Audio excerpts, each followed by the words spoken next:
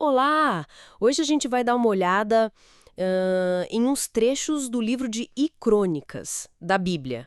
Sabe aquelas listas enormes de nomes? As genealogias. Pois é. Nossa ideia aqui é tentar entender melhor essas listas, porque elas estão lá, o que querem dizer, ainda mais para quem está vendo isso pela primeira vez. Vamos tentar desembrulhar isso, né? Porque, olha, de cara aparece só nome atrás de nome, né? Começa lá com os filhos de Noé, Sem, Cã, Jafé, e aí foca nos descendentes de Sem, no povo de Israel. Dá pra ficar meio perdido no começo, com certeza. Mas o bacana é que para eles, pro antigo Israel, essas listas eram tipo assim, a identidade deles. Era como se fosse o documento e a escritura do terreno, tudo junto. Sem o nome ali, a pessoa meio que não existia oficialmente, sabe? Estabelecia quem era de qual tribo, quem tinha direito a quê, a herança, a terra e mais, né? Definia papéis super importantes. A linhagem dos sacerdotes vinha de Levi, a dos reis de Judá. Então essas listas eram um mapa da organização social e religiosa deles. Era tudo bem amarradinho. Falando em Judá, essa tribo recebe um destaque, né? Capítulo 2, capítulo 4, a linhagem que levaria aos reis. Aí menciona Pérez, Esrom, Calebe. Mas aí, no meio disso tudo, aparece uma figura curiosa, Jabés. O texto fala que ele foi mais ilustre que seus irmãos. E tem aquela oração famosa dele pedindo bênção, proteção.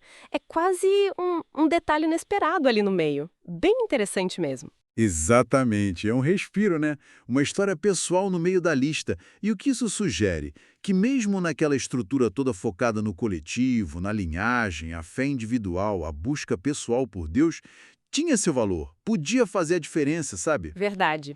E se Judá era a realeza, Levi, no capítulo 6 era tipo o coração espiritual. Eles não tinham um território só para eles, né? Mas tinham a função essencial de servir no tabernáculo, depois no templo.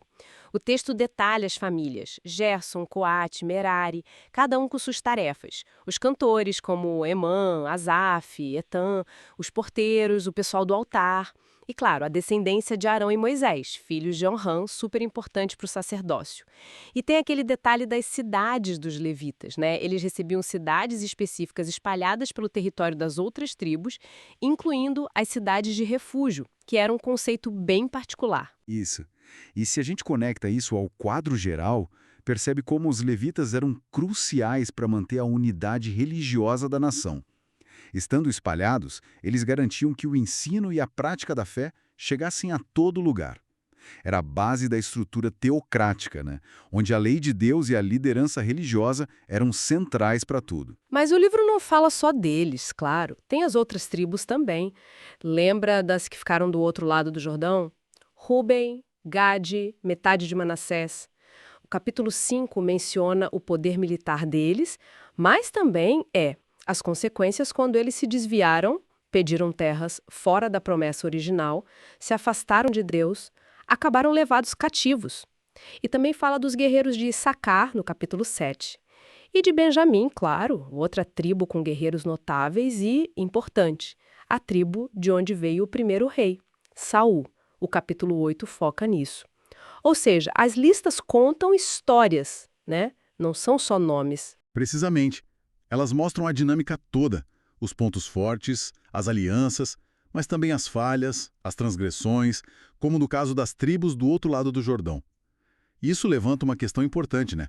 Sobre como a fidelidade a Deus e a organização interna, ou a falta disso, parecia impactar diretamente o destino delas. Então, o que a gente tira disso tudo? Que essas genealogias que pareciam só listas de nomes são, na verdade, a espinha dorsal da identidade, da organização social, religiosa, até territorial do antigo Israel. É a estrutura que sustenta a história que eles contam sobre si mesmos. Fica uma reflexão final, eu acho. O valor imenso que essa cultura dava para a memória coletiva, para a linhagem, para entender o próprio lugar no mundo e a relação com Deus. Como será que a forma como a gente hoje lida com a nossa história familiar, coletiva, ainda molda quem a gente é, como a gente se vê? Ótima pergunta para a gente pensar. Bom, por hoje é isso. Esperamos que essa conversa tenha ajudado a clarear um pouco essas passagens. Até a próxima!